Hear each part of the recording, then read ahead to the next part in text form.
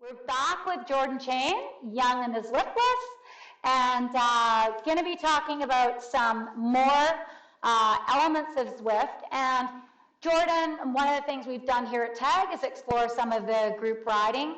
And maybe you can tell us a little bit about the options and the things you can do on Zwift. And even if you're just a person coming into this without people to Zwift with, then what are you looking for? What can you do? Right. So the big fun part about Zwift above everything else is the fact that you can ride with so many people across the world. At the peak this year on Zwift, I think they had 50,000 people on Zwift at once. Wow. So if you can picture that, you can always find someone to ride with out of 50,000 people. And so there's a few ways to do that.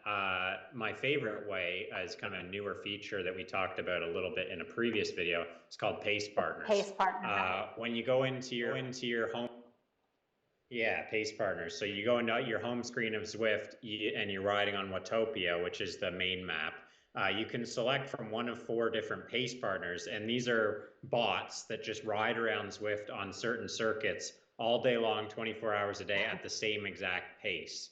And so you select one of them for your pace level, your watts per kilo, and you'll figure that out as you get on Zwift. And you select it, and you'll be put in a group of riders that are all riding at that pace around the bot. And so you automatically have a group ride, and you'll travel faster because you're in the draft.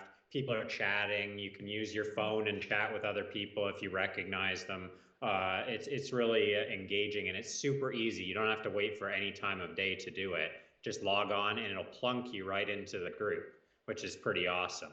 And yeah, you can do it. They'll be there as long as you want to be there. So that's a pretty cool feature. They've done an awesome job just hanging out, being bots, setting pace setters.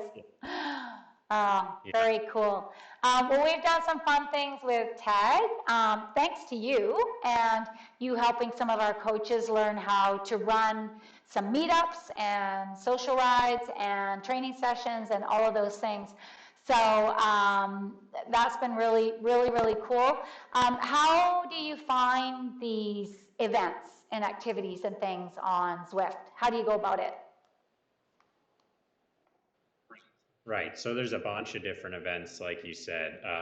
For TAG, we run meetups, which are sort of personal invites that you get. And these are classes that we run normally through TAG, but we bring everybody together on Zwift. And that'll get scheduled and it'll come up on your phone app. And that's really straightforward. But there's also a lot of really cool other options.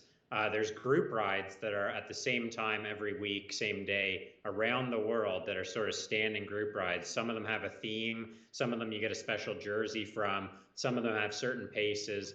And so if you go onto the events page, like in the video, scroll down and you can filter by different things. You can filter for races, which, you should be well warned. The races are going to be really fast. You can search by group rides of different paces, the A, B, C. Those are all there for you. And if you click it, check mark the box or whatever, it'll take you there as soon as you log on Zwift. And again, it'll plunk you into the group, or it'll put you in the starting pen and you'll start with everybody else. So those are really cool. They're themed often. Some of them are like race rides, that you would have in real life. That's a cool option. And then, yeah, if you get really competitive, you can do a race as well. Well, that's really cool. And I guess one of the bonuses of this on Zwift, you can just go, if you think you're fast enough and you think you can put out the watts per kilogram, you can join whatever group it is, right? You don't have to show your license and get declined because you're not a high enough category yet. Exactly. And it's a good way, some people are like, oh, I would really love someone faster to train with. It's a good way you can find groups that are just a bit above your capacity, and you'll find yourself pushing pretty hard to stay in that group.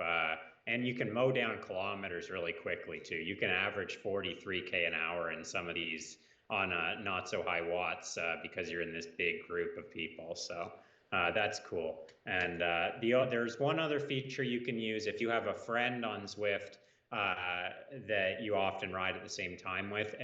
When you log into that main menu screen, you'll actually see your friends if you follow them on your phone app.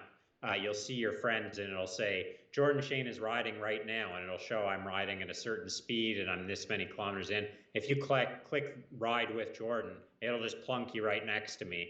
And you'll have to keep up, but you can ride with me anytime you want. So that's pretty cool too. That's like a minor feature, but that's another way you can find people to ride with on Zwift. So there's ultimately so many options. So how often does that happen to you? That someone just plunks down beside you and it's like, Kai, hey, buddy, I'm here for the ride. What are we doing? My avatar, my avatar must smell bad or something, because that has never happened. I have never had anybody do that. So I look forward to it. It'd be kind of fun. You gotta wash that avatar kit. Well, they only give you one jersey, right? Yeah, exactly. I've never had. Yeah. Yes, exactly. I've been wearing it for 5 years now, so. Yeah, and I remember hearing you say you did 50,000 kilometers on just one of the first courses, so that's one stinky jersey, right? Awesome. That's right. So many kilometers, but I look forward to seeing you guys all out there in the groups and the meetups, and with the pace partners. I use all of them, so there's a good chance. Yeah, and I really think that I think the pace partner is a very cool concept. So certainly something to look at. Okay, thanks, Jordan. We'll talk to you next time.